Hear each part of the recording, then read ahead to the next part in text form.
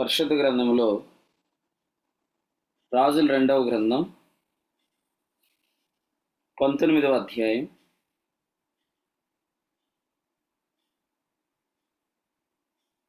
రాజుల 2వ గ్రంథం 19వ అధ్యాయం 3వ వచనం చాలు. 3వ వచనం.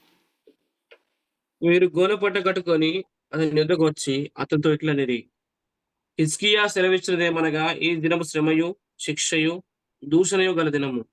పిల్లలు పుట్టవచ్చిరి గాని కనుటకు శక్తి చాలదు. చదువు నెక్స్ట్ వచనం. జీవము గల దేవుని దూషించుటకై అశ్షూరు రాజైన తన యజమానుడి చేత పంపబడిన రబ్షాకే పలికిన మాటలన్నీయు నీ దేవుడైన యెహోవా ఒకవేళ ఆలకించి నీ దేవుడైన యెహోవాకు వినబడి ఉన్న ఆ మాటలను బట్టి ఆయన అశ్షూరు రాజును గద్దించునేమో. కాబట్టి నిలిచిన శేషం కొరకు నీవు హెచ్చుగా ప్రార్థన చేయము. రాజైన హిజ్కియా సేవకులు యెషయా యుద్ధకు రాగా యెషయా వారితో ఇట్లనెను, మీ యజమానుడికి ఈ మాట తెలియజేయుడి, యెహోవా సెలవిచ్చినదేమనగా, అశ్షూరు రాజు పనివారు నన్ను దూషింపగా నీవు వినిన మాటలకు భయపడవద్దు. అతనిలో ఒక ఆత్మను నేను పుట్టింతును, అతడు వదంతికి విని తన దేశమునకు వెళ్ళిపోవును. తన దేశమందు కత్తి చేత అతని కూర చేయుచును. అశ్షూరు రాజు లాకీషు పట్టణం విడిచి వెళ్లి లిబ్నా మీద యుద్ధం చేయుచుండగా. చదవండి వాక్యంలో 3వ వచనంలో మనం చూస్తున్నాం, ఈ దినము శ్రమయు శిక్షయు దూషణయు గల దినము అనే మాట చూస్తాం.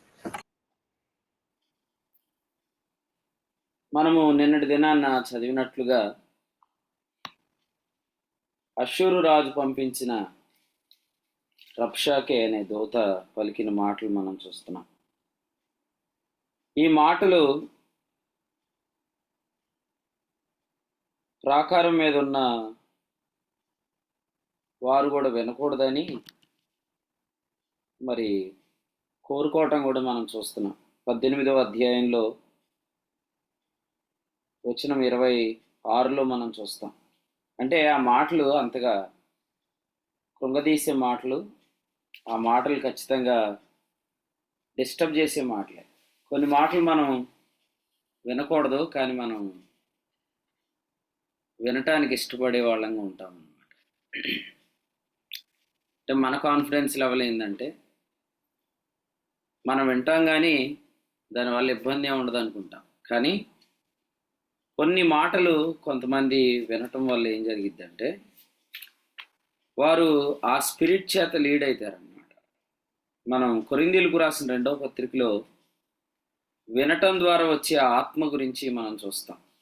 ఇక్కడ కూడా మనం చదివిన వచనంలో 19వ అధ్యాయంలో 7వ వచనంలో అతనిలో ఒక ఆత్మను నేను పుట్టింతును అని ప్రభు చెప్పాడు. కాబట్టి ఈ వచనాన్ని బట్టి మనం గమనించాల్సింది ఏంటంటే కొరింథీయులకు రాసిన 2వ పత్రిక 11వ అధ్యాయంలో వచనం 4 చూడండి. కొరింథీయులకు రాసిన 2వ పత్రిక 11వ అధ్యాయం వచనం 4. ఏలైనగా వచ్చిన వాడు ఎవడైనను మేము ప్రకటింపని మరొక యేసును ప్రకటించినను, లేక మీరు పొందని మరొక ఆత్మను మేము పొందినను. సో ఈ వచనం ప్రకారం మనం ఏదైనా ఒక సమాచారం వింటున్నట్లయితే, అది వినాలి అనే ఆశ మనలో ఉన్నట్లయితే, సమాచారం వినాలి, తెలుసుకోవాలి అనే ఆసక్తి కలిగిన వారమైతే మనం కూడా అదే ఆత్మచేత నడిపించబడతాం. తిమోతికి రాసిన 2వ పత్రికలో 4వ అధ్యాయం వచనం 3లో దురద చెవులు అనే మాట అక్కడ వ్రాయబడింది. దురద చెవులు. కొరింథీయులకు రాసిన అపోస్తల కార్యాల గ్రంథంలో కూడా 17వ అధ్యాయంలో ఒక మాట మనం చూద్దాం. చూడండి, అపోస్తల కార్యాల గ్రంథం 17వ అధ్యాయంలో 20వ వచనం 21వ వచనం. ఏథెన్స్ వారందరూ అక్కడికి నివసించు పరదేశంలో ఏదో ఒక క్రొత్త సంగతి చెప్పుటి ఎందును వినుటి ఎందును మాత్రమే తమ కాలం గడుపుచుండువారు అనే మాట చూస్తున్నాం. సో కొంతమందికి ఎప్పుడూ ఒక సమాచారం కావాలి, ఏదో ఒకటి మనం వినాలి అనే ఆశ ఉంటుంది అన్నమాట. అయితే స్వకీయ దురాశలు, అంటే దురాశలకు తగినట్లుగా సమాచారాన్ని కలెక్ట్ చేసుకునే వాళ్ళు ఉంటారు. సో మనమైతే మనం తెలుసుకోవాల్సింది ఏంటంటే, మనం సమాచారం వినటమే కాదు, ఆ స్పిరిట్ చేత మనం నడిపించబడతాం, ఆత్మ చేత నడిపించబడతాం.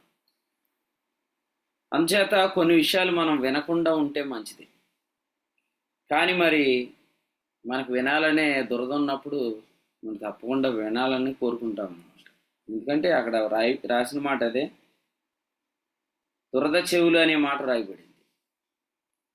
మీరు వినండి, దురద చెవులు ఎవరికి ఉంటాయంటే అక్కడ రాశాడు కదండి, స్వకీయ దురాశలకు అనుకూలమైన బోధకులను ఏర్పరచుకున్నారంటే దురాశ చేత ఏడవబడుతున్న వారు, అంటే శరీరానుసారులు అన్నమాట. ఆత్మానుసారులు శరీరానుసారమైన మనస్సును వారు దాటగలుగుతారు. రోమాపత్రిక 8వ అధ్యాయంలో 5వ వచనంలో శరీరానుసారమైన మనస్సు మరణం అన్నాడు కదా, ఆత్మానుసారమైన మనస్సు జీవం అన్నాడు. కాబట్టి ఆత్మానుసారంగా జీవించే వాళ్ళు ఈ శరీరానుసారమైన మనస్సును దాటుతారు. కాబట్టి వాళ్ళకి చెవికి దురద ఉండదు అన్నమాట. కానీ మరి ఆత్మానుసారమైన మనస్సు లేకపోతే మాత్రం శరీరానుసారమైన మనస్సు ఉంటుంది. కాబట్టి అది ఏథెన్స్లో ఉన్నవారి వలె ఏదో ఒక సమాచారం వినాలనే దురద దానికి ఉంటుంది అన్నమాట. అట్లా వినటం వల్ల ఏం జరిగిద్దంటే మనం ఆ ఆత్మచేత నడిపించబడతాం. శ్యామ్, నైట్ డ్యూటీ ఎఫెక్ట్ ఏమైనా ఉందా అంటున్నా? అట్లేం లేదు కదా, నైట్ డ్యూటీ ఏం లేదు కదా అంటున్నా. ఖచ్చితంగా స్పిరిట్ అనేది పనిచేసిద్ది అనమాట. ఏదంటే మనం చెడ్డ సమాచారం వింటే ఆ ఆత్మ మన మీద పనిచేస్తుంది. ఇక్కడ మనం చదివిన దగ్గర రాజుల 2వ గ్రంథంలో ఒక మాట ఉంది, చదవండి. రాజుల 2వ గ్రంథం 19వ అధ్యాయంలో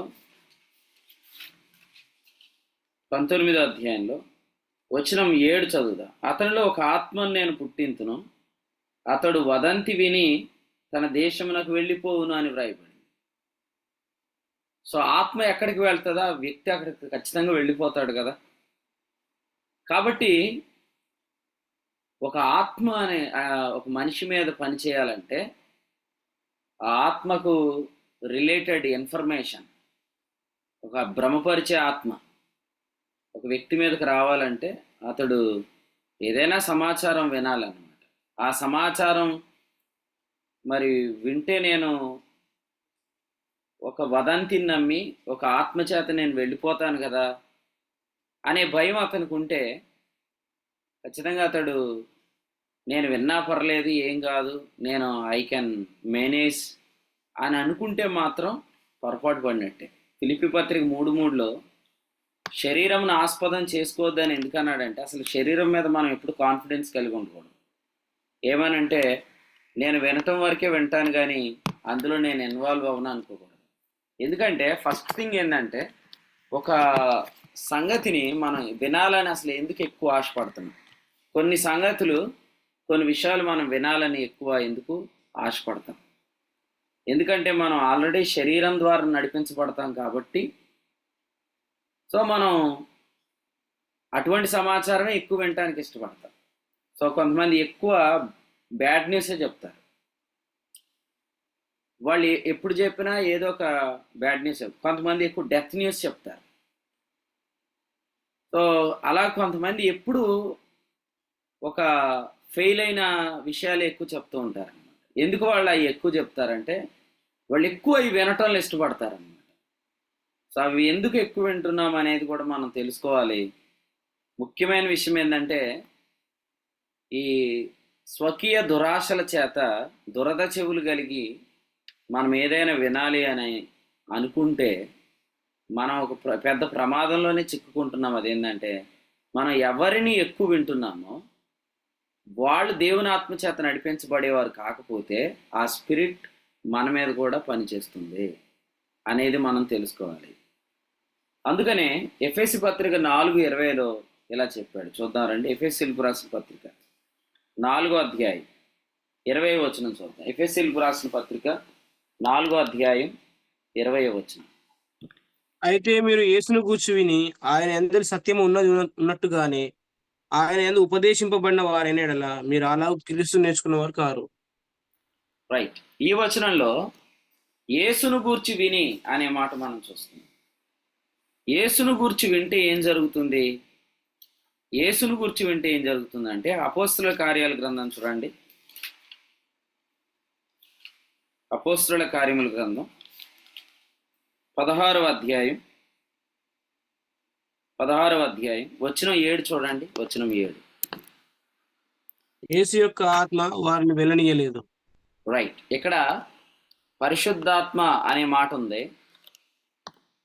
ముందు వచనంలో ఉంది చూడండి, 6వ వచనంలో పరిశుద్ధాత్మ. కానీ నెక్స్ట్ రెఫరెన్స్ ఏముంది? యేసు యొక్క ఆత్మ. సో మనం యేసును గూర్చి వింటే యేసు యొక్క ఆత్మ చేత నడిపించబడతాం. మన యేసును గూర్చి వింటే పరిశుద్ధాత్మ చేత నడిపించబడతాం. ఇంకెలా చెప్పాలంటే పరిశుద్ధాత్మ చేత నడిపించబడే వారి ద్వారా వారి మాటలు ఎక్కువ వింటే పరిశుద్ధాత్మ చేత నడిపించబడతాం. కానీ దేవుని ఆత్మ చేత నడిపించబడని వారి మాటలు వింటే మనం కూడా ఆ ఆత్మ చేత నడిపించబడతాం. ఒక విషయం ఏంటంటే భ్రమపరుచు ఆత్మ నడిపిస్తే మనం ఖచ్చితంగా భ్రమలో ఉంటాం. భ్రమపరుచు ఆత్మ నడిపిస్తే మనం ఖచ్చితంగా భ్రమలో ఉంటాం. ఆ భ్రమలో ఉన్నంతకాలం మనము మోసపోతూ ఉంటాం, మనం మెలకుగా ఉండం, మనం మత్తులుగా ఉంటాం. వాస్తవంగా మనం ఏం చేస్తున్నాం అనేది కూడా మనకు తెలియదు. మీరు ఇక్కడ చదివితే ఒక వచనం ఉంది కదా, రాజుల 2వ గ్రంథంలో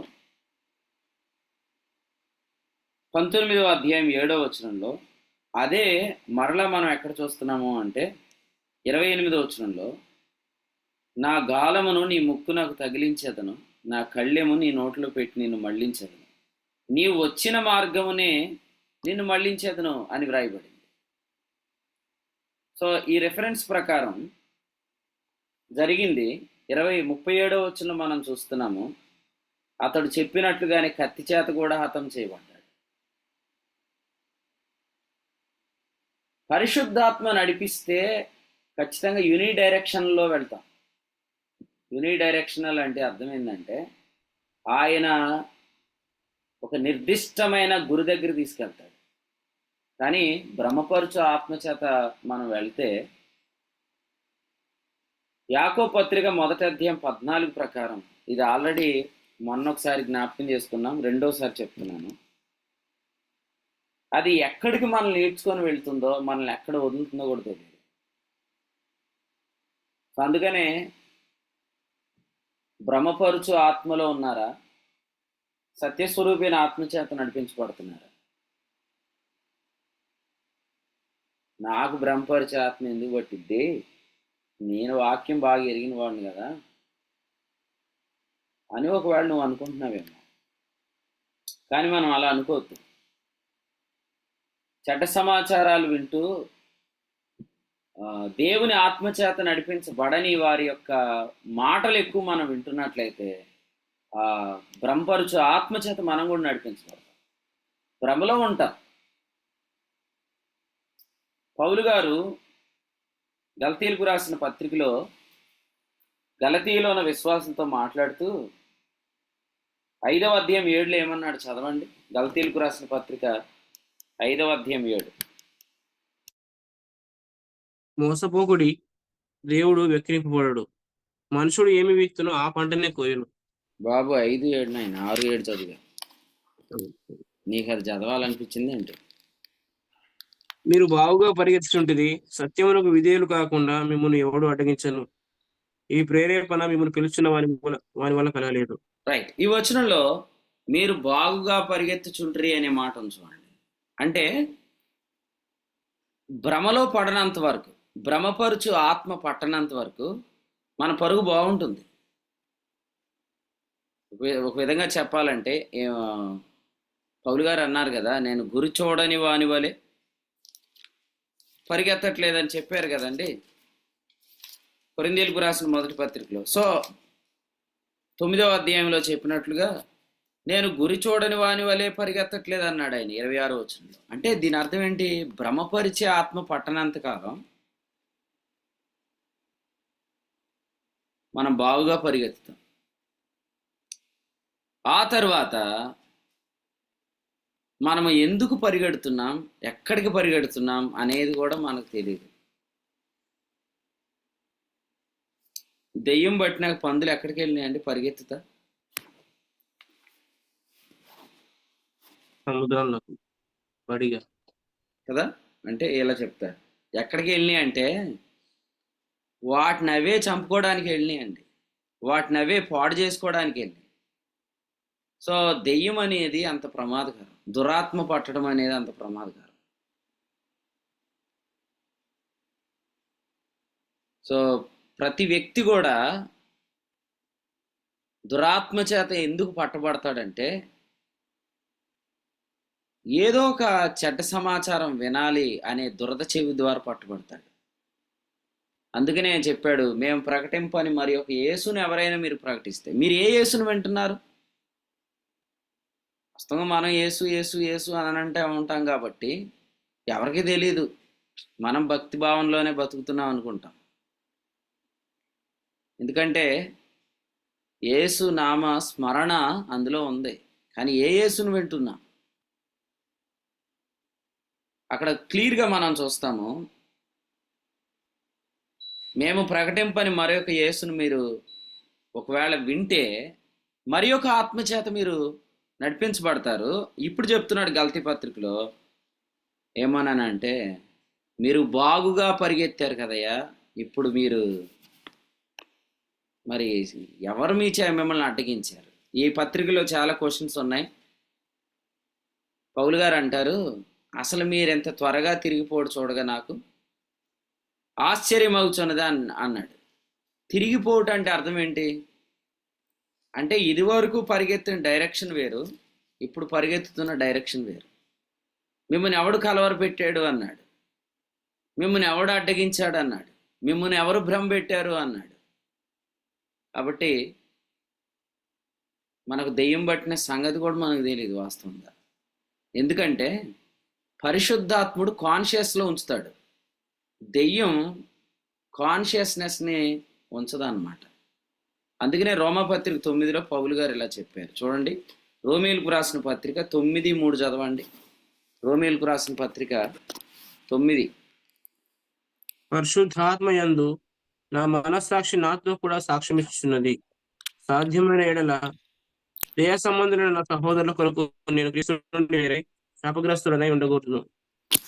రైట్. ఈ వచనంలో పరిశుద్ధాత్మయందు నా మనస్సాక్షి అని చెప్పాడు కదండి. పరిశుద్ధాత్మయందు నా మనస్సాక్షి. మీరు ఎవరికైనా పరిశుద్ధాత్మ చేత వాడబడుతున్నప్పుడు మీ మనస్సాక్షి పని చేయనట్లు ఏమైనా అనిపిస్తుందా? మీ కాన్షియస్ అసలు ఏం పని చేయనట్టు అనిపిస్తుందా? పరిశుద్ధాత్మయందు మనస్సాక్షి పనిచేయదా? అసలు పరిశుద్ధాత్మ నడిపింపుకే మూలం ఏంటి? తిమోతి 1 పత్రిక 3:9 పవిత్రమైన మనస్సాక్షి. కాబట్టి పరిశుద్ధాత్మ పనిచేస్తున్నప్పుడు మనస్సాక్షి చాలా యాక్టివ్ స్టేట్లో ఉంటుంది. కానీ అది అపవిత్రాత్మ అనుకోండి, మీ మనస్సాక్షి యాక్టివ్ స్టేట్లో ఉండదు. అందుకనే దురాత్మ పట్టిన వారికి, అపవిత్రాత్మ పట్టిన వారికి, భ్రమపరుచు ఆత్మ పట్టిన వారికి వారు అసలు ఏం చేస్తున్నారో వాళ్ళకి తెలియదు, వారు ఏం మాట్లాడుతున్నారో వాళ్ళకి తెలియదు, వాళ్ళు వారి మనస్సాక్షి యొక్క కంట్రోల్లో వారు ఉండరు. కాబట్టి జాగ్రత్తగా ఉండాలి. మనం శరీర దురాశలను అనుసరించి జీవించినప్పుడు చెడ్డ సమాచారం వినాలనే ఖచ్చితంగా ఒక దురద అనేది చెవుకుంటుంది. దానివల్ల మనలో జరిగేది ఎలా ఉంటుంది అన్నమాట. అది ఎప్పుడు వదిలితే అప్పుడే వదిలిద్దండి. లేదు వదిలించుకోవాలని మనకైతే అనిపించదు, కానీ మనల్ని ప్రేమించే వాళ్ళకి అనిపించింది. ఏమనంటే ఇలా అనుకుందాం, ఇదిగోండి మా వాడికి దురాత్మ పట్టేసింది, కొంచెం మీరు వదిలించండి అని వాళ్ళు యేసుప్రభు దగ్గరికి తీసుకొచ్చినట్లుగా ఒకవేళ ఎవరైనా ప్రేమించిన వాళ్ళు దురాత్మ పట్టిందండి వదిలించండి అని తీసుకురావాలన్నమాట. కానీ విషయం ఏంటంటే దాన్ని చాలామంది వివేచించరు. పట్టినోళ్ళేమో అసలు మాకు దురాత్మ పట్టింది, మాకు ప్రార్థన చేయమని వారు కోరుకోరు. ఎందుకు కోరుకోరు చూపిస్తాను రండి. మార్క్స్ వార్త 5వ అధ్యాయం గమనించండి. మార్క్స్ వార్త 5వ అధ్యాయం వచనం 7 చదవండి. మార్క్స్ వార్త 5వ అధ్యాయం వచనం 7. యేసు, సర్వోన్నతుడైన దేవుని కుమారుడా, నాతో నీకేమి? నన్ను బాధపరచుకోమని దేవుని పేరిట నీకు ఆనబెట్టుచున్నానని బిగ్గరగా కేకలు వేశాను. ఎందుకనగా ఆయన, అపవిత్రాత్మ, ఈ మనుషుని విడిచిపోమని వారికి చెప్పాను. ఇక్కడేమంటుంది అపవిత్రాత్మ? నాతో నీకేమి, నన్ను బాధపరచుకు. అంటే అర్థం ఏంటంటే, ఇప్పుడు అపవిత్రాత్మ పట్టిన వాళ్ళు డైరెక్ట్గా వచ్చి నాకు ప్రార్థన చేయండి అని కోరుకోరండి. ఒకటి ఏంటంటే వాళ్ళు ఇంకో భయం కూడా పడతారు. ప్రార్థన చేస్తాడేమోనని భయపడతారు కొంతమంది. ఎందుకంటే వాడు ఎక్కువగా వాళ్ళని ఆక్రమించినప్పుడు, లేకపోతే వాళ్ళని ఆవరించినప్పుడు వాళ్ళు ప్రార్థన చేయించుకోవడానికి కూడా చాలా భయపడతారు. మరి మీకు ఇలా చెప్తాను, ఎలాగూ మరి దీని నుంచి విడుదల కలిగింది. ఓ ప్రక్క కొందరు వివేచించరు, వాళ్ళు తీసుకొని వచ్చి ప్రార్థన చేయించరు. కొంతమంది ఏమో వాళ్ళంతటి వాళ్ళే ప్రార్థన చేయమని వారు కోరుకోనప్పుడు మరి ఎలాగూ ఇది దీని విషయంలో అని అంటే ఖచ్చితంగా అది ఉన్నంతకాలం దాని ఎఫెక్ట్ ఎలా ఉంటుందంటే అది నీచ కార్యాలు జరిగిస్తుంది అన్నమాట. కొంతమంది ఏమనుకుంటారంటే దెయ్యం పడితే అన్నం ఎక్కువ తినేస్తుంది, పిచ్చి పిచ్చిగా చేస్తుంది, ఏదేదో వింత చేస్తుంది అనుకుంటారు. అట్లా అనుకోవద్దు. దురాత్మ దెయ్యపు జ్ఞానం అనేది యాకోబు పత్రికలో చెప్పాడు చూడండి. 3వ అధ్యాయంలో వచనం 16లో ఏముందంటే ప్రతి నీచ కార్యం అందులో ఉంటుంది అనమాట. సో అపవిత్రాత్మ చేసే కార్యాలు, దురాత్మ చేసే పనులు ఎలా ఉంటాయంటే ఇవన్నీ కూడా ప్రతి నీచమైన కార్యం జరిగిస్తుంది. పరిశుద్ధాత్ముడు సత్కార్యాల్లో మనల్ని తీసుకొని వెళ్తాడు. అపోస్తుల కార్యముల గ్రంథం అంటేనే అర్థం ఏంటంటే పరిశుద్ధాత్మ కార్యముల గ్రంథం. పరిశుద్ధాత్మ కార్యాలు మర్యాదగా ఉంటాయి. పరిశుద్ధాత్మ కార్యాలు మర్యాదగా ఉంటాయి. మర్యాద అనే మాట మనం ఎప్పుడు చెప్పుకున్నాం? నిన్నే చెప్పుకున్నాం. రోమాపత్రిక 13వ అధ్యాయం 13లో పగటి యందు నడుచుకున్నట్టు మర్యాదగా నడుచుకోండి అనే దగ్గర మనం ఆ మాట జ్ఞాపకం చేసుకున్నాం. ఓకే, ఎంతమంది వాక్యం వింటున్నట్లు అనిపిస్తుంది? ఎంతమందికి వాక్యం వింటున్నట్లు అనిపిస్తుంది? మీ కుడి చేతి చూపించండి. ఎంతమందికి వాక్యం వింటున్నట్లు అనిపిస్తుంది? రైట్. ఎంతమంది వాక్యం వింటున్నారు? రైట్, మీరందరూ బాగానే ఉన్నారే ఎలక్ట్గా. దేవునికి స్తోత్రం. మళ్ళీ జ్ఞాపకం చేస్తున్నాను, రబ్షాకే పలుకుతున్న మాటలు వినకూడదు అని సిరియా భాషలో మాట్లాడమని చెప్పి మరి హిజ్కియా చేత పంపించబడిన వారు కోరుకుంటున్నారు. కానీ ఎదురుబడిన వాళ్ళు ఉన్నారు, వాళ్ళ గురించి నేను మాట్లాడుతున్నాను.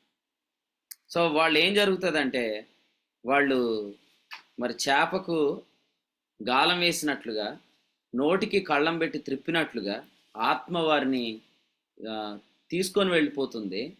సో అపవిత్రాత్మ పని చేసినప్పుడు మన మనస్సాక్షి అనేది యాక్టివ్ స్టేట్లో ఉండదు. అందుచేత మనం ఏం మాట్లాడుతున్నాం కూడా తెలియదు. లూకాసు వార్త 9వ అధ్యాయంలో ఎగ్జాంపుల్ మనం చూస్తే పేతురు తాను మాట్లాడుతున్న సందర్భాన్ని మనం చూస్తున్నప్పుడు అక్కడ చెప్పాడు 33వ వచనంలో, తాను చెప్పినది తాను ఎరగకే చెప్పాడు.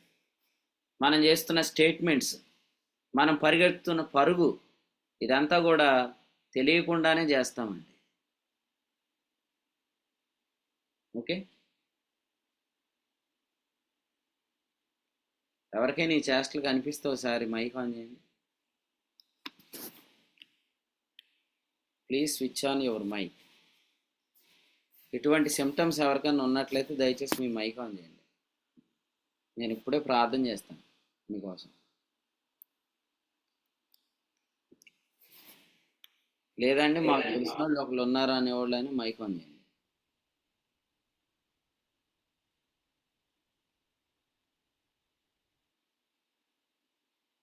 రైట్, ఖచ్చితంగా మీకోసం ప్రార్థన చేస్తాను నేను. కారణం ఏంటంటే అసలు మనం ఏం మాట్లాడుతున్నాం మనకు తెలియకుండా మనం మాట్లాడేస్తే దానివల్ల జరిగే కార్యాలు, నీచ కార్యాలు, యాకోబు పత్రికలో చెప్పాడు, ప్రతి నీచ కార్యం జరుగుతుందన్నమాట. మీకు ఇంకొక రెఫరెన్స్ చూపిస్తాను, రెఫరెన్స్లో చూడండి. అపోస్తుల కార్యాల గ్రంథం 13వ అధ్యాయం 10వ వచనం. ఎవరికైనా ఈ వాక్యం వినాలనిపించకపోతే మీకు ఖచ్చితంగా ఉందే, మీరు మెసేజ్ పెట్టండి, చెప్తాను మీకు. అపోస్తుల కార్యాల గ్రంథం 13:10. అతన్ని తేరి చూచి సమస్త కపటముతోను సమస్త దుర్మార్గముతోను నిండినవాడా, అపవాది కుమారుడా, సమస్త నీతికి విరోధి, నీవు ప్రభు యొక్క తిన్నని మార్గమును చెరగొట్టమానవా. సో ఈ వచనంలో మనం క్లియర్గా గమనిస్తున్నాం ఏమనంటే సమస్త నీతికి అది విరోధి, అది సమస్త నీతికి విరోధి. ఎలుమ అని చెప్పబడిన ఈ సందర్భంలో సో అపవాదిగాడు, అలాగే అపవాది కుమారుడు అని ఎంచబడిన ఈ ఎలుమ అనేవాడు, వీడు సమస్త నీతికి విరోధి. ఒక మంచికి వీడు విరోధి, ఒక తిన్నని మార్గాన్ని వీడు చెడగొడతాడు, సత్యానికి విధేయులు కాకుండా వీడు అడ్డగిస్తాడు, బాగా పరిగెత్తే వారిని వీడు పరిగెత్తనీయుడు. వీడు ఎలా పనిచేస్తాడనే దానికి ఇంకొక రెఫరెన్స్ చూపిస్తానండి. అపోస్తుల కార్యాల గ్రంథం 20వ అధ్యాయం 30వ వచనం చదవండి. మరియు శిష్యులను తమ వెంట ఈడ్చుకొని పోవాలని వంకర మాటలు పలుకు మనుషులు మీలోనే బయలుదేరుదురు. సో ఈ వచనంలో కూడా మనం గమనిస్తుంది ఏంటంటే శిష్యులను తమ వెంట ఈడ్చుకొని పోవాలని. జూమ్ మీటింగ్లో కూర్చున్నాడా, సరే కూర్చొని అయిన తర్వాత నేను ఈడ్చుకొని పోతాను అని అది కనిపెట్టుకుంటుంది అన్నమాట. సరే ఏంటి కాసేపు ప్రార్థన చేసుకుంటావు, చేసుకో, తర్వాత ఈడ్చుకొని పోతాను. బైబిల్ చదువుకుంటావు, చదువుకో, తర్వాత ఈడ్చుకొని పోతాను. సో ఈడ్చుకొని పోయేదన్నమాట అండి ఇది. అసలే మనం ఏమనుకుంటామంటే మనం ఏదో తప్పు చేస్తున్నాం, మనం ఏదో అక్రమంగా వెళ్ళిపోతున్నాం అనుకుంటాం, కానీ ఇది ఖచ్చితంగా దురాత్మ చేత జరుగుతుంది అని మనం గమనించుకోకపోతే మనం వివేచించకుండా ప్రార్థన చేస్తున్నాం వాస్తవంగా. అయితే ఆత్మలో ప్రార్థన చేయటం వల్ల ఖచ్చితంగా ఆత్మకు ప్రభువుకి అన్నీ తెలుసు కాబట్టి పర్లేదు. కానీ మనం ఏదో ఇతడు వాక్యం వినట్లేదు, వాక్యం సరిగ్గా వినలేకపోతున్నాడు, మీటింగ్స్కి రావట్లేదు అనుకుంటాం. కానీ పట్టింది, అది ఎందుకు పట్టిందంటే విన్నాడు, వినకూడని సమాచారాలే వింటున్నాడు. ఆమెకు కూడా పట్టింది, ఎందుకంటే ఆమె కూడా వినకూడని సమాచారం వినటంలో దురద చెవులు ఉంది దానికి. అందుకనే మరి ఆత్మ నుంచి విడుదల మనం ఖచ్చితంగా కలిగించాలి. మీకు ఇంకో విషయం చెప్తాను, ప్రతి విధమైన వ్యాధిని స్వస్థపరచడానికి మనకు అధికారం ఉంది, ప్రతి అపవిత్రాత్మను వెళ్ళగొట్టే అధికారం కూడా మనకు ఉంది. మత్తయి సువార్త 10వ అధ్యాయం 1వ వచనం మీరు చదివితే మీకు ఆ క్లియర్గా ఇన్ఫర్మేషన్ ఉంది. మార్కు సువార్త 1వ అధ్యాయం వచనం 34 మీరు చదివినా అక్కడ కూడా ఇన్ఫర్మేషన్ ఉంది. ఏమనంటే ఆయన అనేకమైన దెయ్యములను వెళ్ళగొట్టాడు. సో అదే అభిషేకం మన మీద ఉంది ఈరోజు. క్రీస్తు ఎటువంటి అభిషేక్తుడో మనం కూడా క్రీస్తునందు అటువంటి అభిషేకం కలిగిన వారు. క్రీస్తు ఎటువంటి అభిషేక్తుడో మనం కూడా అటువంటి అభిషేకం కలిగిన వారు. ఒకసారి ఒక ఆయన ఇలా అన్నాడు అనమాట, నేను కరపత్రికలు పంచడానికి వెళ్ళానండి, కరెక్ట్గా ఆ గుడి దాకా బాగానే వెళ్ళాను, ఆ గుడి తర్వాత నుంచి నాకు చిరాకు వచ్చేసింది, అది నాకు విసుగు తెప్పించేస్తుంది, నేను దాన్ని గద్దెస్తున్నాను, కానీ ఆ తర్వాత నన్ను అది పత్రికలు పంచనీయలేదని చెప్పి. ఒకసారి మీరు ఆలోచన చేయండి. అపవిత్రాత్మ అనేది ఎంతగా మనల్ని ఇరిటేషన్ తెప్పించిద్దో, అది ఎంతగా దేవుని పనిని విషయంలో ఆసక్తి లేకుండా చేస్తుందో, అది ఎలా మనల్ని ఈడ్చుకొని వెళ్ళిపోతుందో. సో ఇదంతా తెలిసిన తర్వాత ఎందుకు అంత కాన్ఫిడెన్స్? నేను ఎన్నా కూడా పెద్దగా మనం అంత తొందరగా దాని చేత పట్టబడం అనే కాన్ఫిడెన్స్ వద్దు దయచేసి. బ్రహ్మపరచు ఆత్మ ఎలా ట్రాన్స్ఫర్ అయ్యిద్దో చూడండి. Just by hearing, just by listening towards them. ఆ భ్రమపరుచు ఆత్మ చేత నడిపించబడే వారిని వినటం ద్వారానే ఆ ఆత్మ మన మీద పనిచేస్తుంది. అది ఎక్కడికి ఇడ్చుకుపోద్దో తెలీదు. ఇంకో విషయం, అది ఎప్పుడు వదిలిపెట్టిద్దో కూడా తెలియదు. సో ప్రభు మీకు సహాయం చేస్తే, మీకు డౌట్ ఉన్న ప్రతి ఒక్కరి కొరకు మీరు ప్రార్థన చేయండి. అవసరమైతే తల మీద చెయ్యేసి ప్రార్థన చేయండి. కొన్నిసార్లు వాళ్ళతో గుడ్ న్యూస్ చెప్తూ వాళ్ళని మీరు గమనించండి. వాళ్ళు దాన్ని వినటానికి యెషయా గ్రంథం 53:1 ఏమన్నాడు? ప్రభువా, మేము తెలియజేసిన సమాచారం ఎవడు నమ్మినా అన్నాడు కదా. అంటే ఈ సమాచారం వినటానికి వాళ్ళు ఇంట్రెస్ట్ చూపించట్లేదంటే, హితబోధను వాళ్ళు సహించట్లేదని రాశాడు లేదా? ఆ పదం ఉందా అండి మనం చదివిన దగ్గర? తిమోతికి రాసిన 2వ పత్రికలో ఆ పదం ఉందా? సహించట్లేదు హితబోధను అని ఉంది కదా. సహించట్లేదు అంటే అర్థం ఏంటి? వాళ్ళకి వినబుద్ధి అవ్వట్లేదు ఈ మాటలు. వినబుద్ధి అవ్వట్లేదంటే దాన్ని బట్టి మీరు గెస్ చేయాలా ఖచ్చితంగా పట్టింది అని. అప్పుడు ఏం చేయాలా? నీకు పట్టింది అని నువ్వు వాళ్ళని అనకుండా, పట్టిందని తెలుసుకున్నప్పుడు ఇక పట్టిందని వదలగొట్టడానికి ప్రార్థన చేయండి. కొంతమంది అంటారు అది అలాంటి దెయ్యం కాదు. మొన్న ఒక ఆమె ప్రార్థన చేయించుకుంటూ ఇలా చెప్తుంది అనమాట. అది మామూలు దెయ్యం కాదండి, అది ప్రార్థన చేసేవాళ్ళ మీద కూడా వచ్చేస్తుంది అన్నది ఆమె. నేనునే సహోదరు బ్రదర్ కూడా వచ్చారు. ఈయనేమంటున్నాడంటే, మీరు వెళ్ళి ప్రార్థన చేసి వచ్చేయండి, నేను కూర్చుంటాను అన్నాడు. లేదు రండి, మీరు కూడా రండి అని తీసుకెళ్ళిపోయింది.